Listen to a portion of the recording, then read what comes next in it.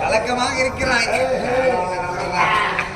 அப்படி இருந்தாலும் ஆற்றில் சபையோற்றில் ஒன்று ஆயிரத்திலோ ஒன்று அவ்வளவு கூத்தவளர் தாமா கொடி உண்டு என்றால் உண்டு இல்லை என்றால் இல்லை. இச்சபைதன்னில் நான் வந்திருக்கிறேன். அடக்கமாகும் ஆயிரம் சொத்தாத்துக்கு சமம் அடக்கம் அவரில் வைக்கும் அடங்காமை ஆளில் வைத்து விடும்.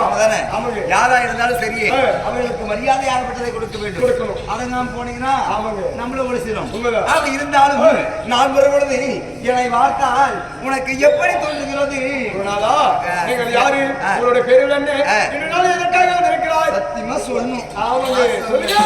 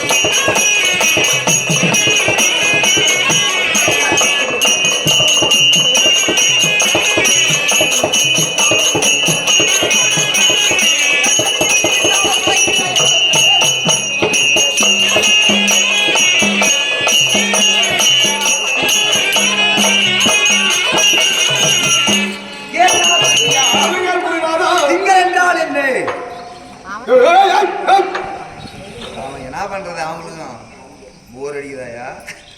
ஒரு கொண்டா பேசுறாங்க. கம்முன்னு பேசுங்க. நீ பேசிட்டு சொல்லு. அப்ப நான் பேசுறேன். அவங்க சும்மா ஏதாச்சும் பேசுவாங்க. அப்படி இருந்தாலும் திங்கள் என்றால் சந்திரன்.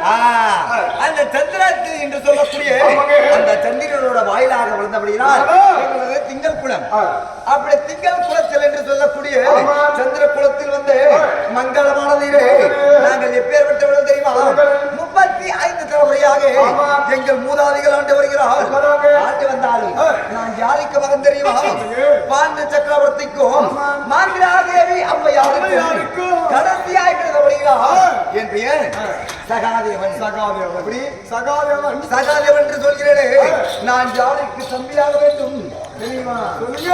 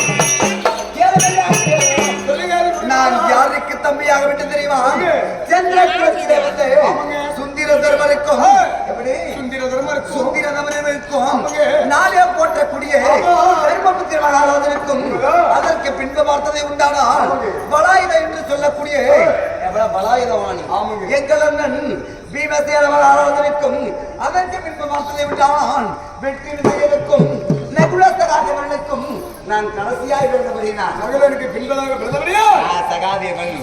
அப்படி சகாதேவன் என்று சொல்கிறேன். நான் எதில் வல்லமை புரியவன் தெரியுமா? சொல்லுங்க.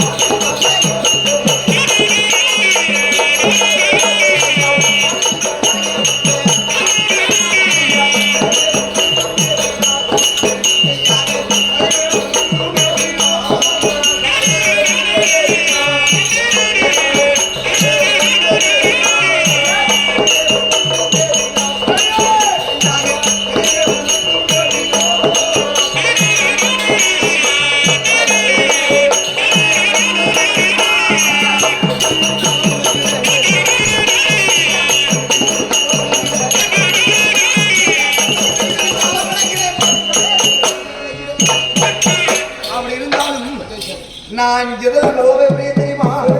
சாஸ்திரம் என்று சொல்லக்கூடிய அந்த சாஸ்திரத்தில் தேர்ச்சி பெற்றவன் நான். சாஸ்திரத்திலே வல்லமை படைத்த சகாதேவர். சகாதேவர் சொல்லி அப்படி சாஸ்திரத்தில் வல்லமை புரியும் என்று சொல்கிறேன். நான் எவ்வாறாக சாஸ்திரத்தை கற்பிக்கிறேன் சொல்லுங்க. சாஸ்திரம் தெரியுமா?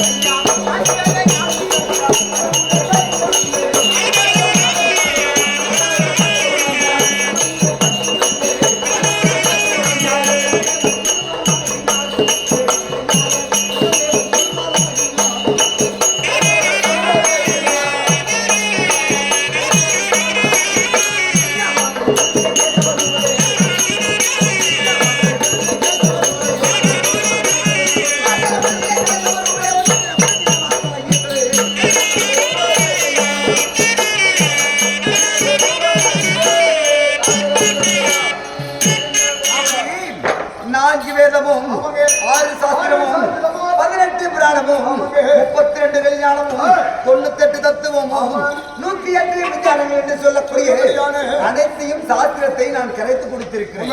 அப்படி அனைத்து சாஸ்திரத்திலையும் நான் வல்லமை பெரியவனாக இருக்கிறேன்.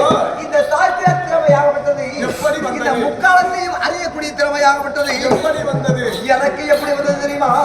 அந்நாளையில் பார்த்ததே உண்டானால் என் தந்தையாராக விலகி வரக்கூடிய பாண்டு மகாராஜன் இருக்கிறான் பார். அந்த பாண்டு மகாராஜனாகப்பட்டவர் எங்கள் தந்தையாராகப்பட்டவர் இறக்காதற்கு முன்பாக எங்களுக்கு என்னவென்று சொன்னார், மக்களே நான் ஒருவேளை இறந்து விட்டால் நாளை நான் ஒரு கால் இறந்து விட்டால் என் உடலை புதைக்கவோ இறைக்கவோ கூடாது. என் உடலை 5 பேரும் சமமாக பங்கிட்டு சாப்பிட வேண்டும். இந்த நர உடலை 5 பேரும் பங்கிட்டு சாப்பிட வேண்டும். சாப்பிட்டதே உண்டானால் உங்களுக்கு முக்காலம் என்று சொல்லக்கூடிய நிறைய திறமையாகப்பட்டது உங்களை வந்து சேரும் என்று சொன்னார். அதற்கு பின்பு பார்த்ததே உண்டானால் சில நாட்கள் கழித்து என் தந்தையாராகப்பட்டவர் அமிர்த மகாமுனிவர் சாபத்தால் கானகத்தில் அழகான மரணம் அடைந்தார். என் தந்தையாராகப்பட்டவர் மரணம் அடைந்த உடனே என் அண்ணன்மார்கள் என்ன செய்தார்கள், என் தந்தையாராகப்பட்டவர் இறந்து விட்டாரே என்று சொல்லி அவர்களெல்லாம் மனவருத்தத்துடன் அழுந்து கொண்டு புலம்பிக் கொண்டிருக்கிறார். என் தந்தையார் சொன்னது யாரும் மனதில் ஏற்கவில்லை. இருக்குதா? என் தந்தையார் சொன்னது யார் மனதிற்கு ஏற்கவில்லை. நான் என்ன செய்தேன்? என் தந்தையார் சொன்னதை நான் செவியினால் கேட்டேன் அல்லவா?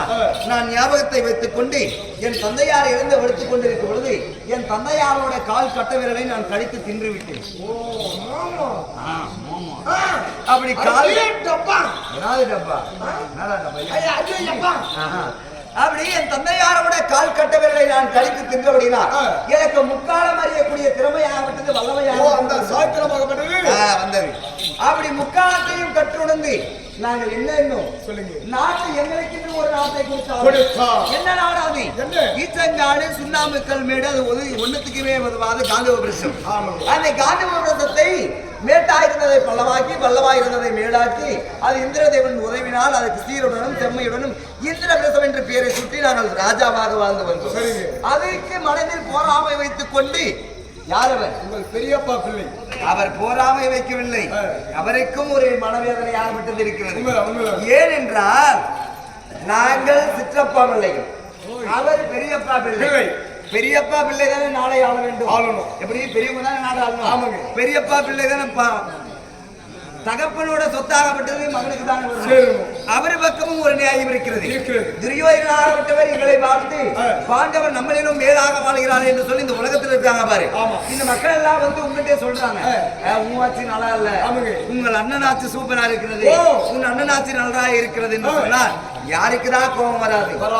அதை மனதில் ஏற்காத துரியோதனாகப்பட்டவர் எங்களை நயமுடன் நாட்டை கலைத்து சூதினால் விளையாடி எங்கள் சொந்த நாட்டை பிரித்தார். பெரியவர் மூலியமாக யார் பிரித்தது? அந்த ஜெகனியாகப்பட்டவர் பிரித்தார். எங்களை சூதினால் விளையாடி நாட்டை பறித்துக் கொண்டு எங்களை காடே வனவாசம் என்று ஓட்டினார். 13 கழித்து வந்தால் பண்புள்ளபடி வாதி நாடு தருகிறேன் என்று துரியன் கட்டளையாகப்பட்டதிட்டு நாங்கள் கானகத்திற்கே சென்றோம். நாங்கள் கானகத்திற்கு சென்று 12 முடித்தோம். ஓராண்டு அந்நியாவாசம் யாரு கண்ணுக்கும் தெரியாமல் அதையும் முடித்தோம்.